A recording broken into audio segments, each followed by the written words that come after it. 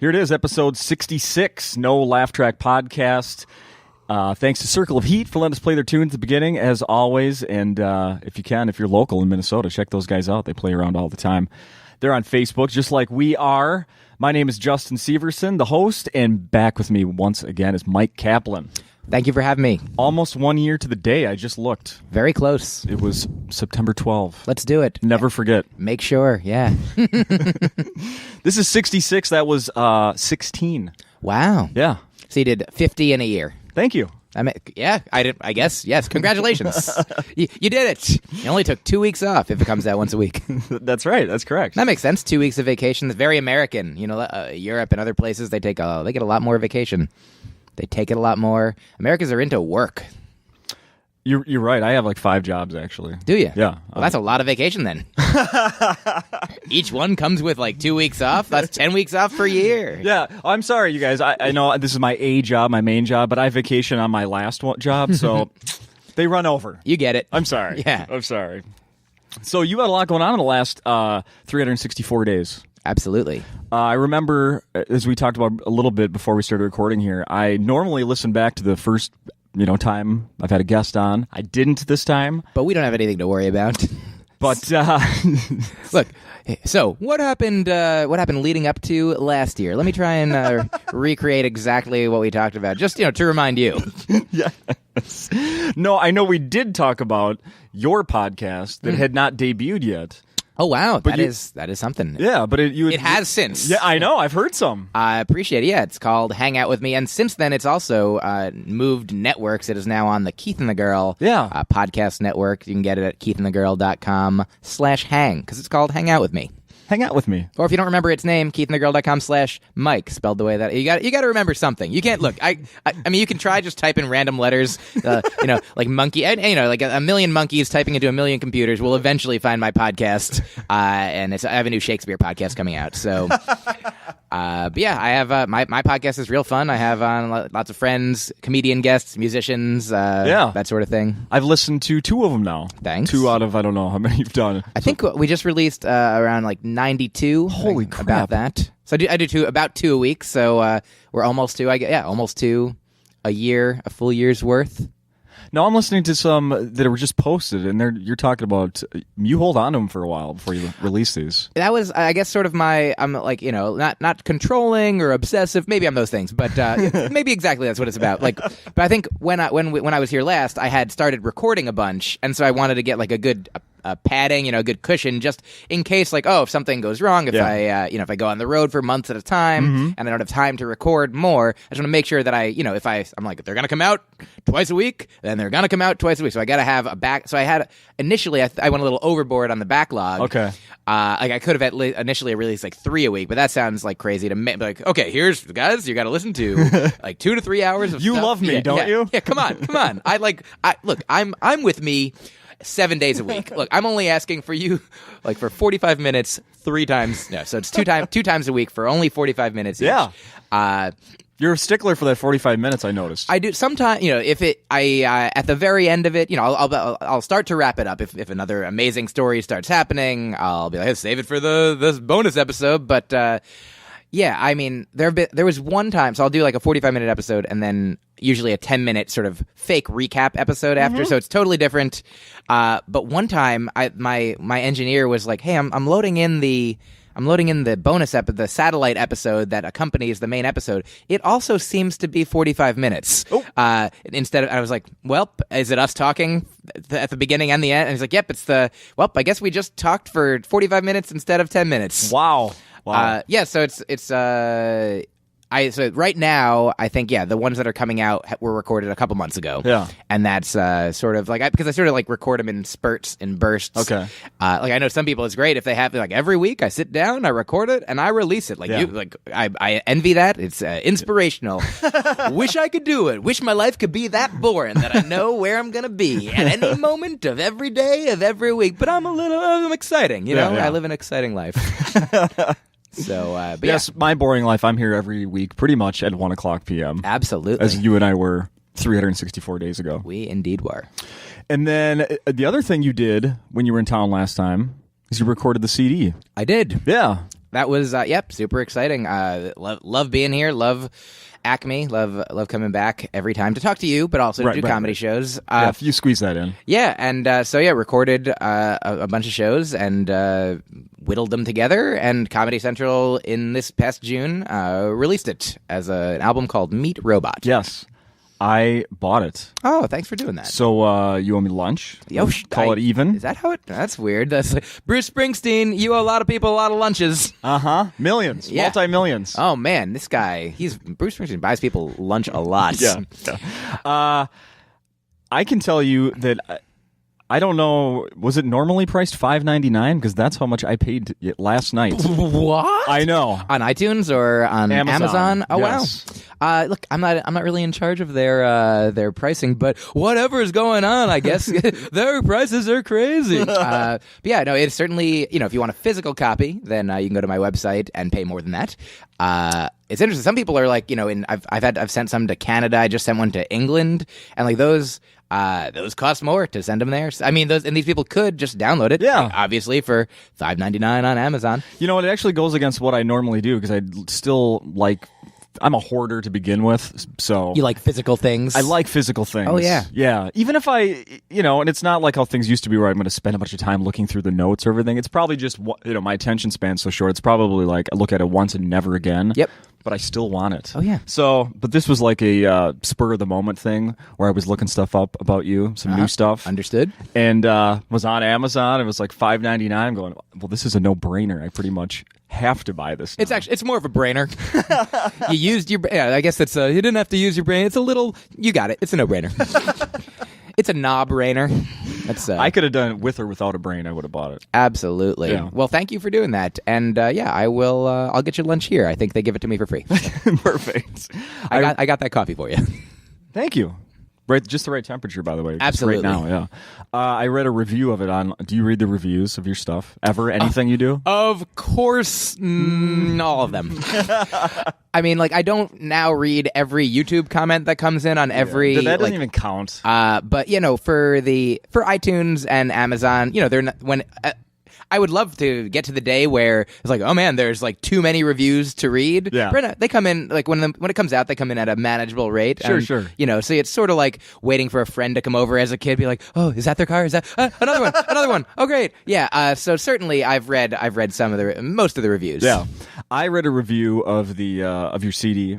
Meet Robot this morning, and I like the way the guy put this. He said, if you don't like a joke, just wait 9 seconds. I'm sure you saw that one. I believe I did. Yeah, and it's fitting. Yeah, and if you don't like a review, then I just read a different one. That was nice. Yeah, it's just so every 9 seconds there's a joke, and who knows if you don't like any of them, just keep listening. There'll be more. Quantity. Exactly.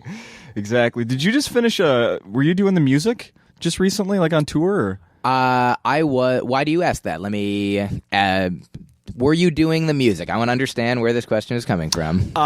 Because here's the really boring, truthful answer. Okay. I have Google alerts set up for anyone who's appeared on this show. Okay, perfect. So in the last few days, I was going back to all these Myq Kaplan Google alerts, and there are many. I get them too.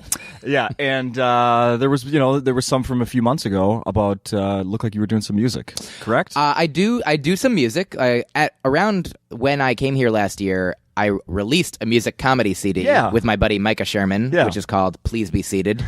And I guess the tour that I wanted most recently was with... Micah was on it for some of it, and then it was with my buddy Zach Sherwin, the comedy rapper. He's been here once or twice, formerly nicknamed or rap named MC Mr. Napkins. You love it. Yeah. But yeah, just Zach Sherwin these days. And so Zach and I are real good friends. We've known each other for a while. And he lives in LA, I live in New York, and we're like, we want to do a tour together. So we put together a tour of, we called it Tyrannosaurus Rex. Yeah, rolls off the tongue. We can edit that. We just edit Tyrannosaurus Rex. We had T-shirts printed up with us running away from a dinosaur, and it was super fun. Like we just went to mostly sort of like little like rock clubs or back rooms of places, like one or two, comedy venues. But like we're on the road for like 2.5 weeks straight, just pretty much a different town every night. Yeah. And Zach does music, and then Micah came down, and Micah and Zach do music together. Then Micah and I would do music together, and Micah also does some comedy on his own, some characters and stuff.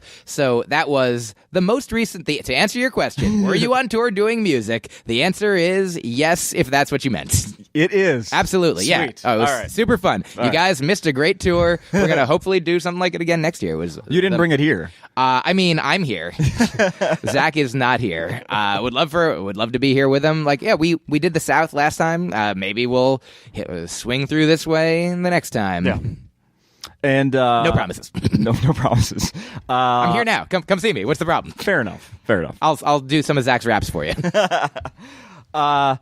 And then Letterman, Ferguson, Conan, all those in the last year again, right? I've been fortunate that I think I've done Conan each year for the past 3 years. Holy crap.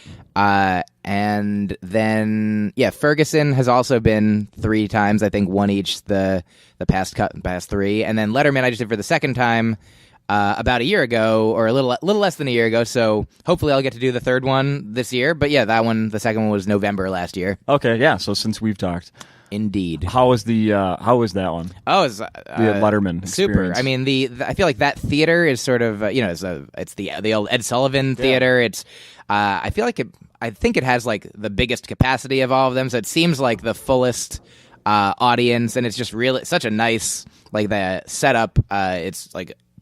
Not that any of that, like, I love doing them all, but there's something real enjoyable about coming out, and like you don't see the cameras, so it's just like they're in the back of the rooms. It's just like you're playing to this like real nice theater. Yeah, very cool. Did you talk to Dave at all?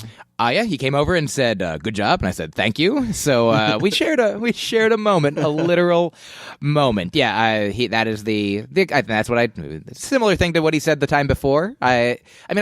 It's enough to hear him laughing, like when nobody else is laughing, like, well, it doesn't matter. At least this guy's laughing. People laughed at a lot of people laughed at all the time. Don't worry, everything's fine. That's my insecure guy character. Right. Very good. Today, actually, I know on your podcast, it's like I said, you don't really talk about what day it is or whatever. I had no problem doing that. So today is actually September 11th. Happy. The sadness. Yes, happy sadness. Do you remember, where were you 12 years ago today? I was in Boston. I was in grad school, and I was working at the Barnes & Noble Cafe. That's I had a job there for a number of years.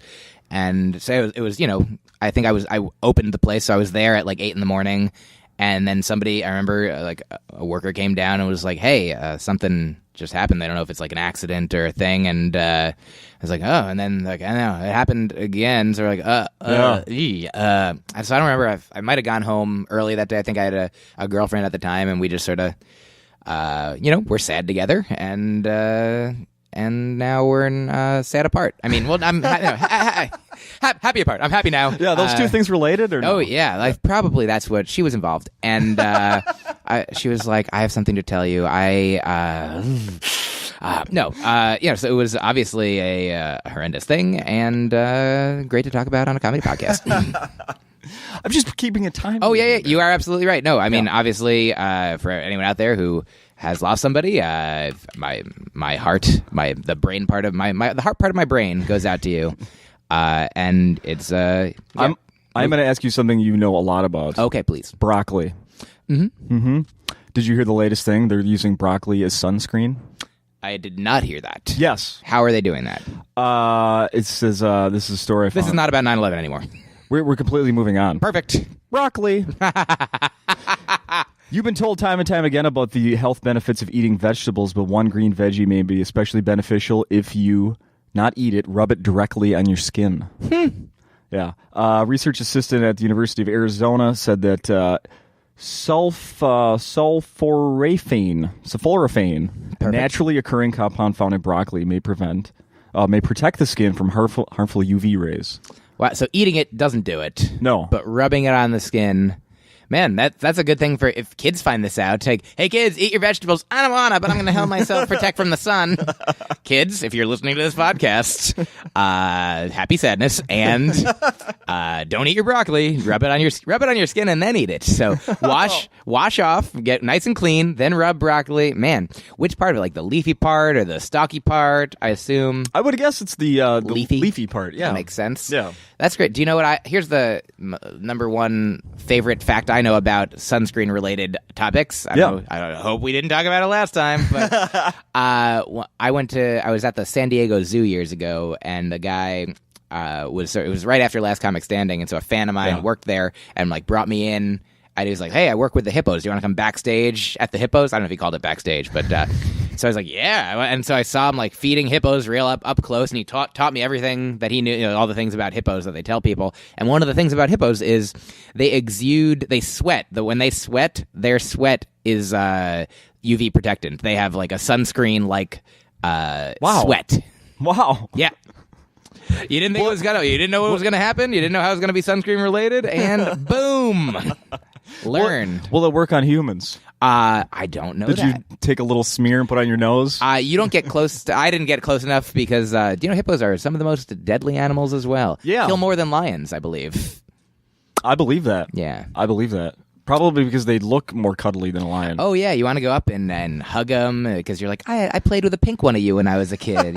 I saw you dancing in a tutu. Right. Oh, it's beautiful. And then you're like, oh, your mouth is wide open, and I can sit right in it and take a picture. Glomp.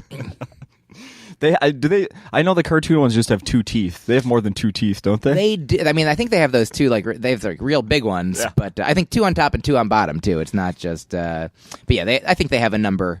More than 2 to 4 teeth. We talked about you being a vegan the last time. What? Who told you? Oh, I'm sorry. That's a secret. That's fine. That was off the record. Just kidding.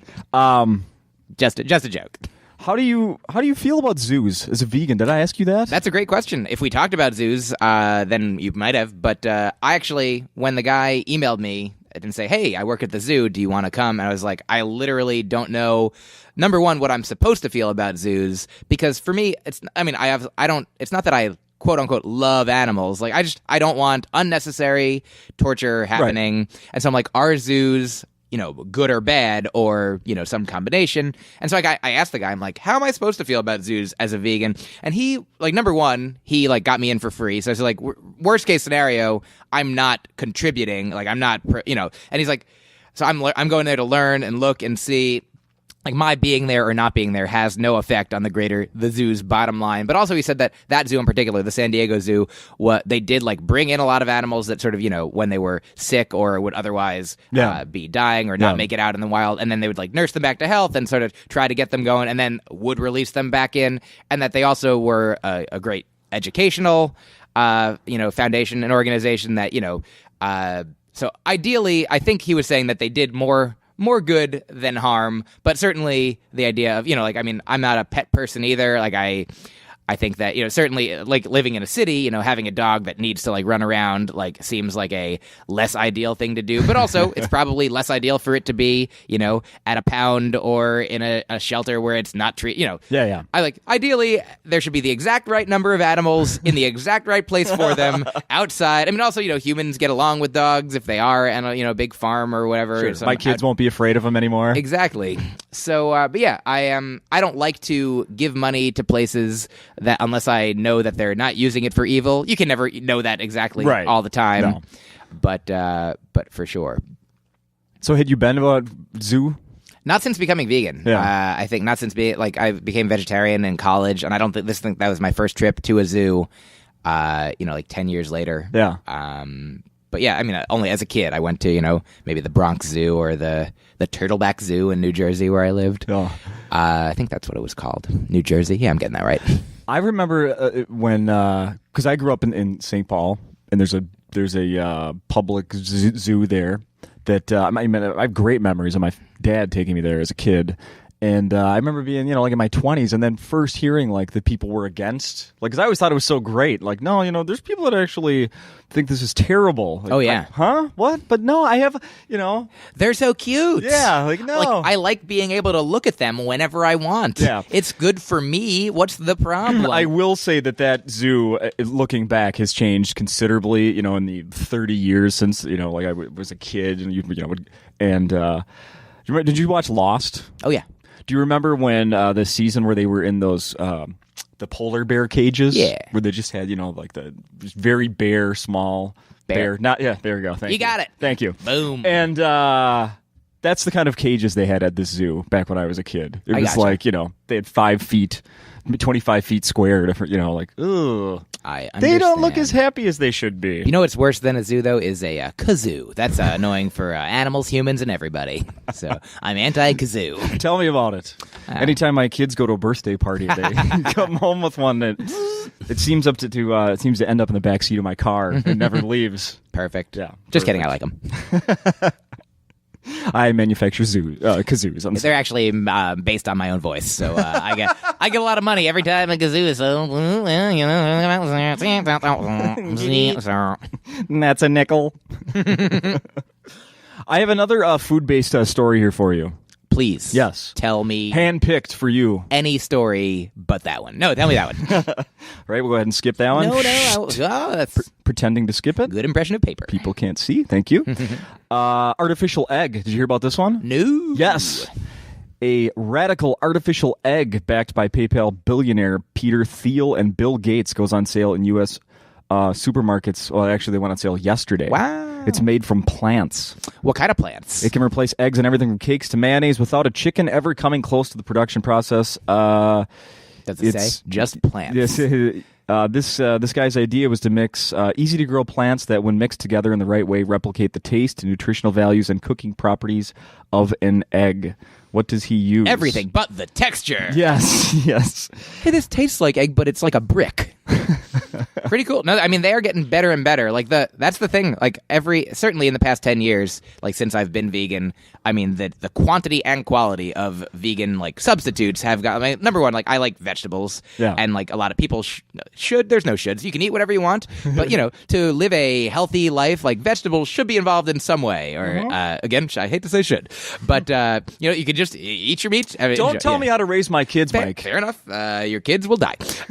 They will, but hopefully not for a long time. If you feed them these eggplants, that's weird. Yeah, these plant eggs. Where do you have that name? Wait a minute. Eggplant's a different thing. But yeah, I mean the fake cheese was like a big. Like it used to just be like, hey, look, it's the shape of cheese. Yeah. And tastes awful. And now like Daya cheese or Daya cheese, however you say it, is. Like it melts. It serves the function of cheese in a much better. Like if you had the horrible cheese 10 years ago, then now you'd be like, oh, they're making it. Do they sell that shredded like my Kraft stuff? I believe they do. Really? Yeah, I think they have it in every form possible. So check it out. I'm interested. I just want to know what it tastes like. I'm not making the switch. No, I understand, but I mean, here's the thing: is like if you ideally heading down the line, they're growing like sort of stem cell meat in labs, and like in 5, 10, 20 years, like they'll certainly. I think they're getting better and better. Like the more money you have to throw at it, like the nicer the vegan place that I go, like the more it's just like I don't even know. Like I've never tasted anything like this. That's delicious. They know what they're doing. Yeah. What are your thoughts on that meat that they made in England? With I'm pro. I mean, like if it's something that will ultimately be able to replicate meat enough, like if it gets better and better, that people, if you could have like a taste test and be like, I don't know which one's which, like this is torture and this one's not torture. Like if all it takes is a few cells that you can extract, like.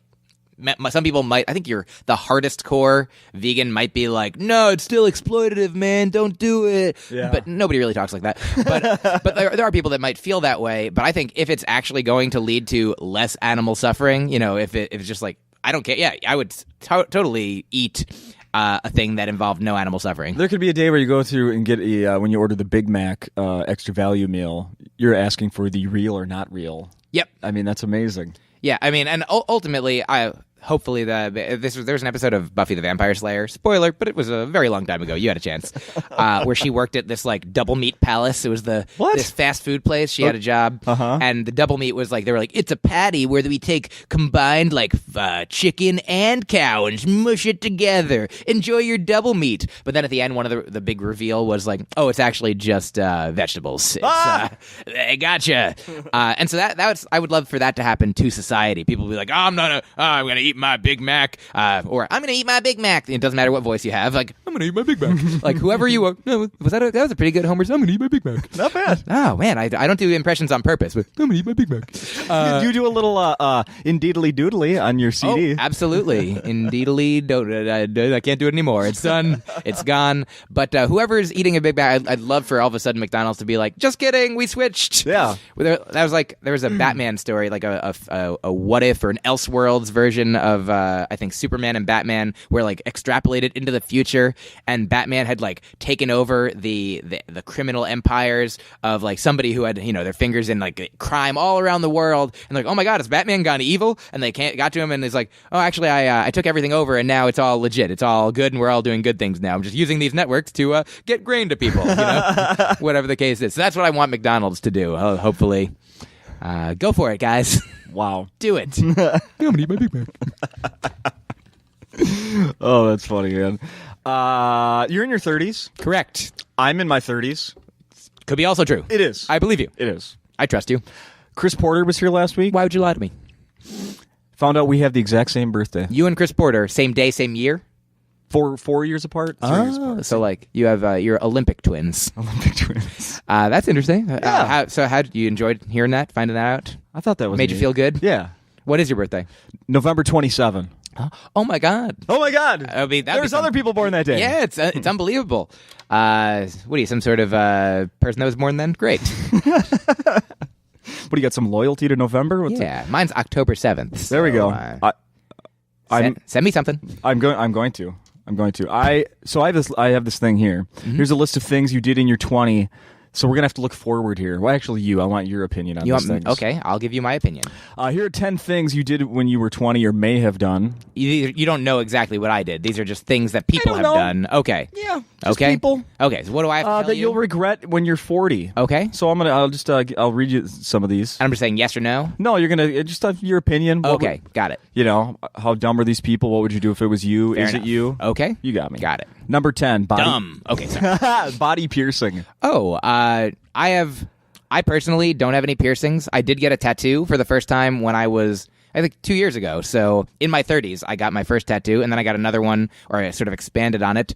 And I do think I like the idea of, I used to be like, hey, don't do your body. It's going to forever, you know? But here's the thing. Number one is it's not forever. You die, and then it's gone, and who cares? But, and when you're old, like research shows that people who are old are actually happier in general than people who are, like, you lose your ego, like it's everything. Who cares? Mm-hmm. So if people are like, but when you're old, you're gonna regret it. Like, I don't think if you have regrets, it's not gonna be that you pierced a thing. And like, I mean, most piercings are undoable. Like most will heal up. Like the ones that I look at that I'm like, ooh, I wouldn't do that. Is like when they get the giant, the plug, the giant holes in the ear, like which. Obviously, I support. Anybody can do whatever they want, and I cannot do whatever I don't want. But yeah, I don't think people will regret. I think people will be like, well, look at old people. Like kids, 50 years from now, will look at old people that are super pierced and be like, oh, stupid old people with their piercings. We don't do that. No, we cut off limbs. Yeah. Oh yeah. We turn into animal parts. You know what I mean? Like we just like transmogrify. Like we put animal stem cells into our eyes. And, exactly. Yeah. You had to get plastic surgery to look like a cat. I was born half cat. I have feathers. Yeah. Fuck you. So I support people doing what makes them happy in the moment, and piercings don't seem that crazy to me. I think I heard you tell the story about your tattoo. Do you mind telling that right now? I think it's a good one. Depends. I tell it on stage too. Sometimes a girl drew a heart on me. Yeah. Is that the one that you're referring to? Yeah. So a girl that I was dating drew a heart, and she had some tattoos, and they were really cool. Like, and I think the idea is don't just get get willy-nilly tattoos if you want. Get the word nilly tattooed on your willy. Have a good time. But I think for something that will be a part of your life for a while, like for me, it's important that it means something for a while. Like, and this is a girl that, like whenever I'm in a relationship and I feel really good about it, I'm like, oh, this is something that could last. This is something that I'll want to remember. And so she drew a heart, and I got the heart tattooed. And I obviously knew, like, when I got married, I was like, of course, this marriage might not last forever. I was like, of course, the girl who drew this heart might not be what she is to me forever, but a heart, like love, that means something. Right. And then when we broke up, I was like, well, I'll just get a robot tattooed around this heart. So she meant something to me, and she drew the heart. My good friend, Sam, who I've known for 20 years, we went to summer camp together, and we're roommates now, and, I'll be friends with him forever.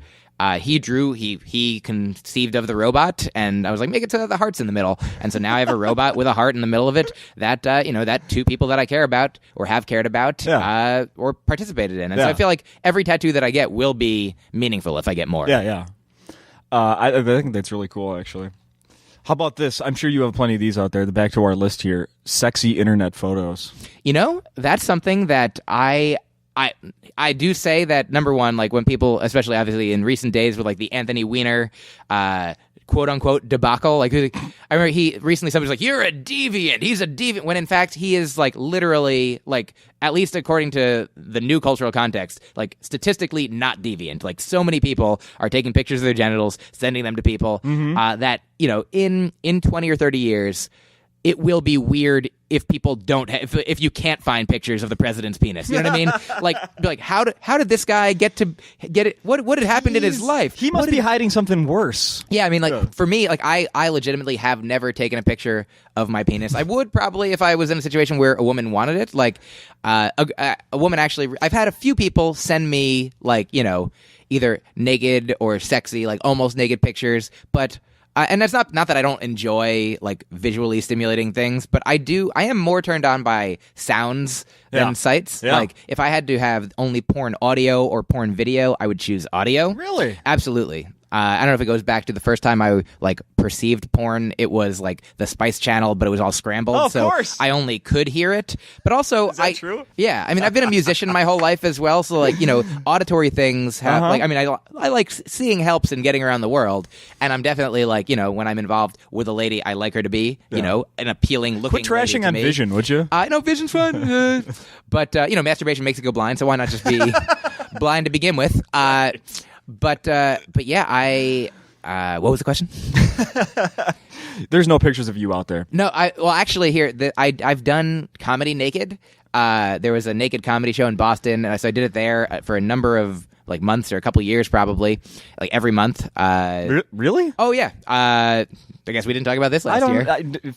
It's not something I talk about all the time, but I don't know that we did. So there's a guy named Andy O'Feish who lives in Boston, and he became sort of a nudist or a naturalist, and also became a comedian and wanted to combine his two passions. And so he did a monthly naked comedy show, and then took it to New York, took it to the Edinburgh Fringe Festival, and he tried to get as many people that to do it as it was. Obviously, you could understand not everybody would want to do it, and I didn't want to do it for a time because it I guess I don't have to explain why because I don't want to. But after I thought about it for a while, I guess a friend of mine did it and was like, man, it was an amazing audience. Like, it was a great sized audience. He paid $50. He did something, you get a cut of the door, whatever it is. And I was like, huh. And then the part of my mind at the time that was a comedian that was like, I need as much stage time as possible. I want to make a living at doing this. I want, it's a good audience. And what do I actually fear about showing my body? Because I didn't mind I've always thought my body was at least fine, adequate. It's acceptable. I'm not the guy who ran the show. He has literally the smallest penis that I've ever seen. Oh, and I think that's part of why he got into it. That's part of it. Yeah, therapeutically, I assume that say you don't get naked in front of people, and then you go on a date and it's going well, and then you go home, the moment of potential dread that you have, oh my god, she's gonna see it or feel it, and then be disappointed. When in fact, research shows that people who have the smaller penises actually provide women more pleasure in general, because they're trying harder, because they do other things. The penis legitimately isn't everything. My buddy's dad said the same thing about fat chicks. They try harder. Yeah. I understand. So tiny men and giant women they have the most fun together, I would assume. But yes, this guy, I mean, so now he's just out there and he's showing people what he has and what he does and not being ashamed about it and making jokes about it.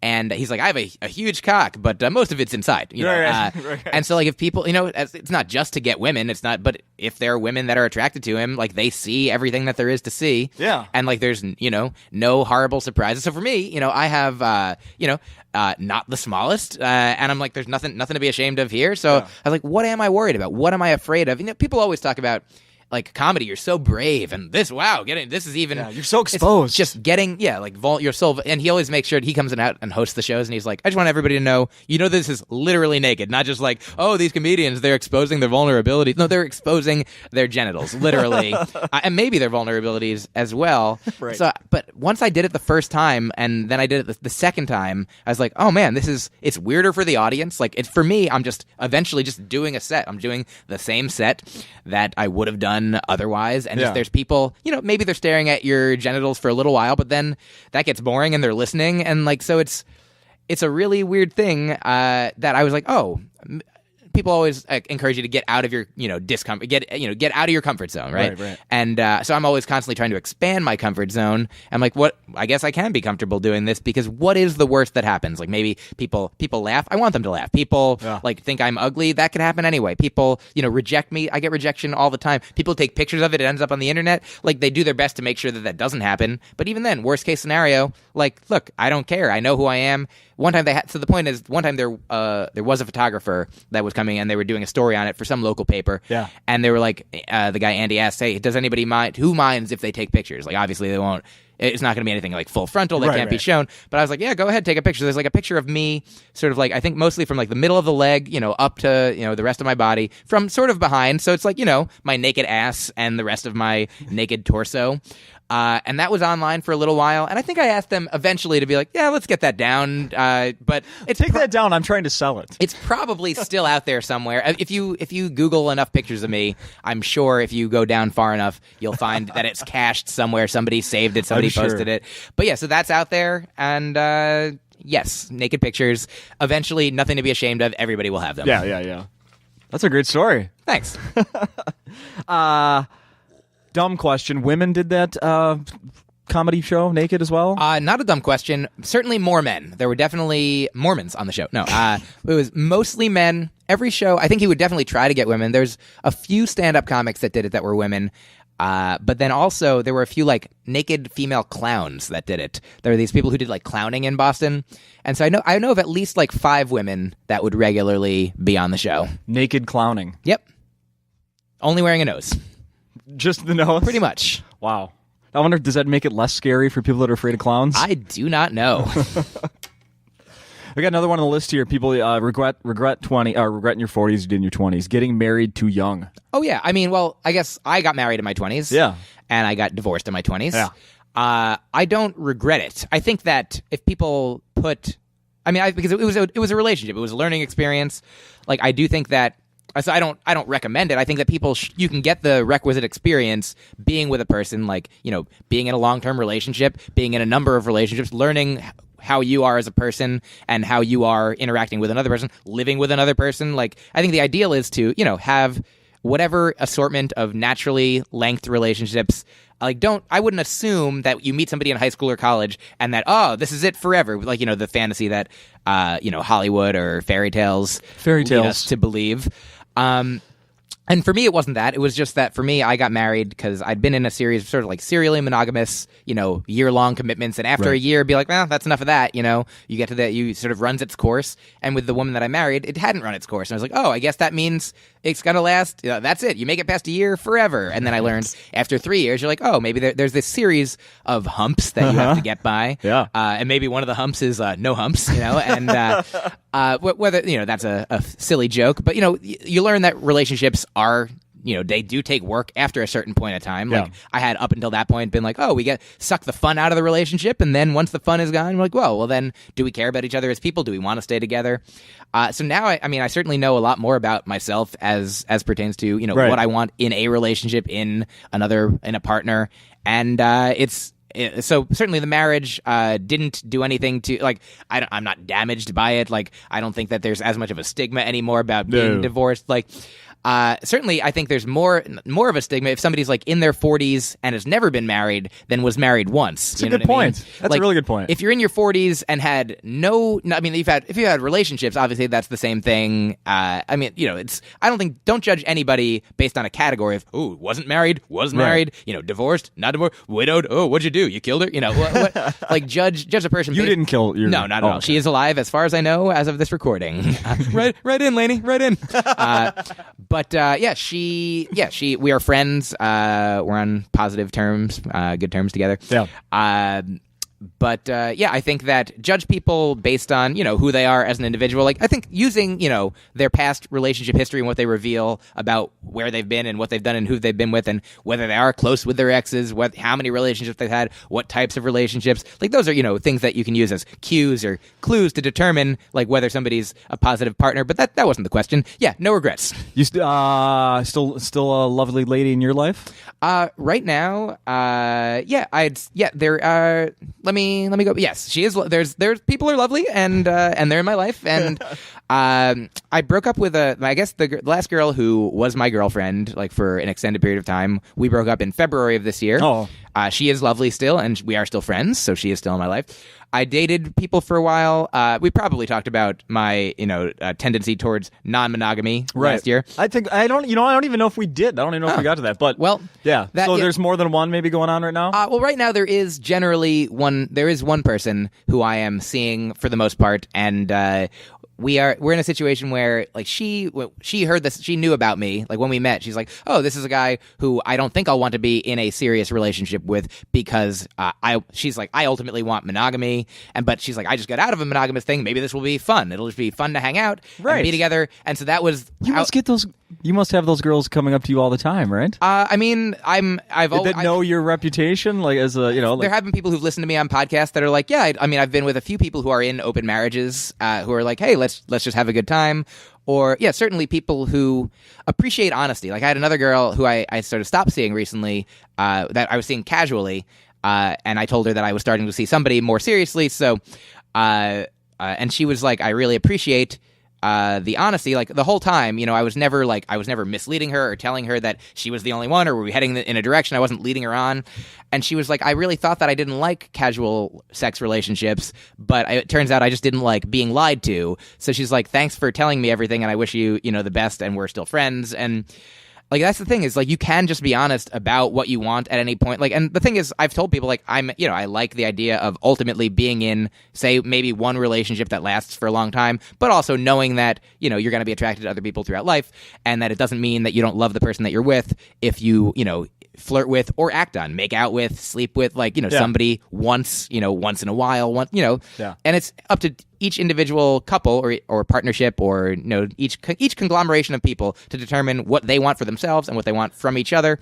And so the person that I'm seeing now, I told her, I was like, you are the way that my mind used to work is like relationship, date a little bit, next relationship, And so my mind still sort of works like I'm like, oh, this is a person I want to be in a relationship with, but she's at a point still where she's like, I don't want a relationship. So I'm like, it's sort of perfect for both of us. I'm like, wow. I want you to be my girlfriend and you want to be single. So you'll be, and she's like, okay, well, this is a fun thing that when we were talking about this and we're all completely, she's like, I'm happy to talk about this. She's like, I'm not in a place where I want to be, I don't know if we're in a relationship, if we're in a, capital R boyfriend, girlfriend situation. Right. Yeah. She's like, I don't, when, if it's going to be open, like, I don't know how that, so I can be like, I want to have sex with you, but I have a boyfriend. I'm like, okay, so you don't have to say that. So you don't have a boyfriend, but I do have a girlfriend. How about that? Like, you're my girlfriend, but you have no boyfriend. So she's like, so I get to be single. And I'm like, and I get to have a girlfriend. So that's sort of like the joking last conversation that we had about it. But yeah, she's actually, I don't know when this is going to air, but she'll be hanging out, for a couple days, over this weekend. Oh, wow. Yeah, well, people may hear this hours from now as we sit here. Yeah. Well, then, people, if you listen to this, and you see me with a girl this weekend, it's probably her. Could be. Let's not guarantee. Yeah, that. I'm not. No, I said it could be. I said probably. Probably. So honestly, Mike, you must have like the people that hear you on podcasts or whatever and talk about this stuff. You must really like have couples or ladies coming up to you going, "Hey, I'm I mean, does this I mean, I'm not. You don't have to make it sound like you're Mick Jagger on the road in the '60s, but Myq Jagger. I certainly I'm not that, but I have. There have been times like when I've been single or when I've been in a my last relationship where we were both authorized to have whatever fun we wanted to, and then as long as we still reported back and cared about each other and made sure that we were on the same page. There have been times where there's a girl here, a girl there, like here a girl, there a girl, everywhere a girl. No, but I mean, I enjoy my job involves traveling a lot, meeting different people, performing in front of people, like sort of getting to know people, and people are listening to me / getting to know me via my podcast or appearances on other podcasts. That is the thing that happens sometimes is like people are like, oh wow, I already kind of know you, and I'm like, and you like me and you're cute, so let's make out. Yeah, absolutely. Podcasts are the ultimate dating service for you if you wanted them to be. It's there, but the podcast, the ultimate aphrodisiac, aphrodisiacast. Regrets in the 20s not finishing school. You finished school. Almost didn't, and might have actually not done it in my 20s. It was right around. I went to grad school. Oh, okay. Right after. Yeah, I finished college at age 21, and then went to grad school immediately, and then finished all my classes, but didn't write a thesis for another 5 or 6 years. Oh, wow. Finished. Yeah, it was probably at least 30 when I finally got my master's degree, which I almost didn't. And wouldn't have regretted. That's not that long ago. Last Comic Standing was in between. Last Comic Standing was 2010. I got the master's finally in 2009. Oh, okay. Right so after. just before that. Yeah. Or actually, it might have been late 2008 because that's what it was. I had just turned 30. I moved to New York. Mid 2008, left BU where I was in grad school, and my advisor was like, "But you should finish," and I was like, "But I'm moving, and it costs more money." They're like, "We'll pay for you to be in one more semester. You can do it from New York, and here's a research project that you can help me on." And so she made it real simple. She wanted to help, and she did, and so I finally got that degree that my parents are happy about, and also I don't use and doesn't matter. I enjoyed the learning. Like that's the part of it for me. I didn't care about this research. I don't care about if I could have just had a test that was like, hey, what did you learn in this master's program? That would have been great, but that's not how it worked. But yeah, I loved learning about linguistics, which is what I studied. Right. And so I got the knowledge. I'm like, I have the knowledge. I got the experiences. I don't care about the piece of paper. You don't have to bring your diploma to Acme when you come every year. I hope not. You didn't bring it? I did not. Okay. How about bad credit? Did you screw up your credit in your 20s like I did? I did not. I that is something that I assume can be an issue I feel like regret is only useful in as much as it can help you not do the things that you didn't want to do that caused trouble in the past for your present. I assume bad credit. I was sort of raised in I don't know if this is a typical Jewy fashion that, I was taught as a teenager, when I got my grandmother gave me a credit card that was linked to her credit card. And she's like, you can buy a tank of gas on this every month. And then we pay it off at the end of every month. I was taught when you get a credit card, you pay it off at the end of every month. Yeah. No one had that talk with me. Because they're like, that it doesn't cost anything then. You're just buying it. And in fact, you actually make money. I've never made a huge purchase. I've never bought a house. When I've bought a car, I had enough money. I bought a car outright with, just cash, or a check or whatever it was, credit card, hopefully. Briefcase. Yeah. Cash. Yeah, exactly. But, so when I got my first credit card, I could have always just gotten cash out and bought things, but I was sort of, raised to be like, oh, build credit, gain credit, use the credit card, so you'll increase your credit limit and pay it off so they'll know. They don't want you to do that. Obviously, they want you to be delinquent, so you give them more and more money. But, this way, I would put stuff on my credit card, and then I would pay it off the next month. I would have my money in the bank gaining more, interest for me every month, so I wouldn't have to pay it. I wouldn't have to use my cash. That was something that I was, and then my parents were also like, you should get an IRA, have, a retirement account. So in college, I began planning for retirement that I don't think I will retire. Like, it's weird now. I'm like, oh, I keep putting money in it, but when am I guess at some point I'll just be like, I guess I'll take the money now. Once you lose the touch. Yeah. I mean, yeah, when people stop hiring me. But I mean, comedy's a thing that obviously there are people doing it into their 60s, 70s, 80s. Don Rickles is coming to town. Yeah. He's like 90 probably. Yeah. It's insane. I mean, like, you never know what's going to happen to you. You could be incapacitated, could, have some debilitating disease. Like, so it is useful to plan for the future. But also, I do like to take some of the money that I make and give it to people that are debilitated now. So I guess that's not an answer to your question. Yeah, don't get bad credit, everybody. Keep money, save money, make money, get good credit, and keep it for yourself some, and donate it to people who are getting malaria. That was real Jewy of you to say. Malaria. All right. I got one more here I want to ask you about. Fair enough. All right.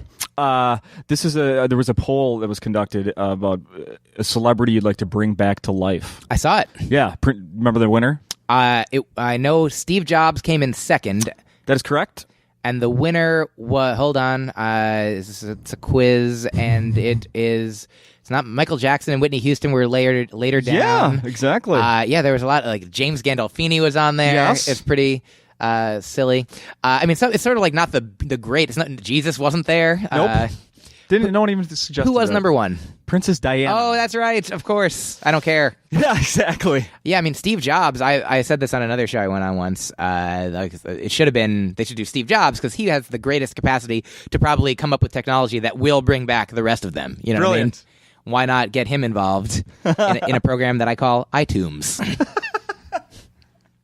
That's wonderful. I appreciate it. Anybody else you'd like to bring back? Oh, I mean, I guess Jesus would probably be a good one to be like, now, what did you actually say and do? We would, like, there's a lot of people putting words in your mouth these days.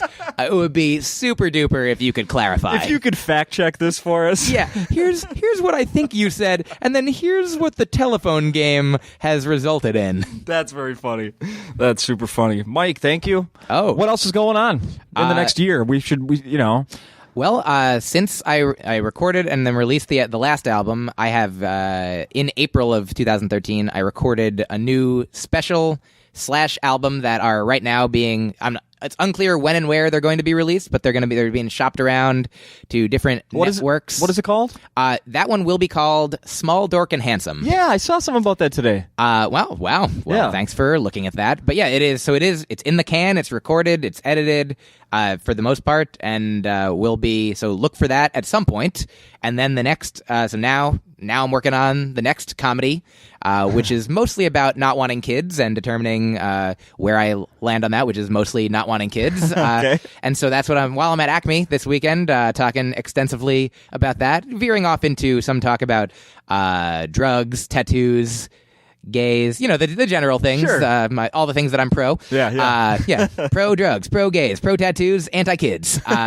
Keep kids away from all those things and me. But yes, I'm doing that, doing my podcast. Yeah. Just doing shows. Check my website, my schedule. Hopefully, it'll just keep releasing content forever until death and beyond. The 2 episodes of your podcast that I have heard, I didn't know of either of your guests, and now I want to check more. I want to know more about them. So great job. Super. Well, thank you. That's my, I mean, the goal is for us when I do it to have fun in the moment. Like literally I named it because I love hanging out with people. Like whenever I've done other people's podcasts, I'm like look, we don't know each other other than we've talked for now 2 hours. Yeah. But it's fun to do. It's fun to get to know another person and learn about them, and things that you ask me questions that you were expecting one answer. You're like, oh, he'll talk about this, and then we found out totally different things. Exactly.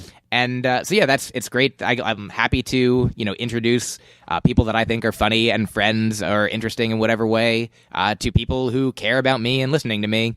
So yeah, I love doing the podcast. Love working with Keith and the girl on it, and I love just doing comedy and releasing comedy. And another thing that I just started doing is working on. I'm doing some warm up comedy for Kamau Bell's show, Kamau Bell's show on FXX. Oh, really? Totally biased. Yeah. So I just did my first one this week on Monday, and so when I go back, I'll be doing that. A few days here and there. There's other people doing it as well, but so that's a show I recommend checking out. And you hear all the laughter on it. Sometimes that'll be because I warmed them up to laugh that much. Did they put your name in the credits at the end? I actually have. That's a great question. I should. I mean, they sent me a check. That's all that I. That's all I care about. Being an important part of a show that I think is like saying. So, Kamau is super smart and funny. And he's saying great things. The day that I was there, Chris Rock was the guest. Oh wow. He is one of the producers of the show. And always amazing to So I was a part of a thing that he is a part of, and so that it's just a thrill to be involved with. A ton of my friends that are funny comedians are like writers and appear on the show too, like Aparna Nancherla and Hari Kondabolu and Janine Brito and Guy Branum and awesome. Dwayne Kennedy. Like all these people they're doing a fabulous job, and so I'm thrilled to be a part of that. So you won't see me. I mean, maybe you'll see me on it at some point. Zach Sherwin, who we talked about, he made his television debut. Doing rap on the season finale of it last year that you can still see. Look him up. It's called Grit and Grin, the song that he did there. Oh, okay. He raps without moving his teeth. He clenches his teeth, he grits his teeth, and then raps like a ventriloquist. Wow. It's pretty impressive. So I'm just happy to know talented people, be involved with them, and get to do comedy. Sorry to be so positive, sad people, but you can do it too. Look within yourselves. Have a good time. What do you enjoy? Do it. Well, buy my CDs. Exactly. Mike, thank you. One last question. I've been asking people this recently. Have you ever run into Andy Dick? And if so, did he fondle you in any way? Andy kept his hands on his own dick, I guess. As far as he has never, I have met him a few times. I was actually in his house once, unbeknownst to him. I had a friend who lived in LA, and he was friends with a guy who was at the time living in Andy Dick's house. So he was like, "Hey, want to go hang out at Andy Dick's house?" And I'm like, "Yes," for no reason. Do you think there's a lot of people that have that story? I'm living at Andy Dick's house. Probably. He was like living in. It was a pretty big sized closet, but there was like tons of clothes. His room was a closet. Are you making a gay joke right there? This guy was. I mean, I assume if you're no, I don't know anything about what his deal was, what he had to pay in rent, but he was living in a literal closet. Wow. And if he was gay, then I'm sure he was out of the metaphorical closet. There you go. But so that's Andy Dick has treated me just fine, other than when he was like, "Hey, everybody, get out of my house." I was like, "No problem, I wasn't invited." Perfect. Mike, thank you. Thank you. All right.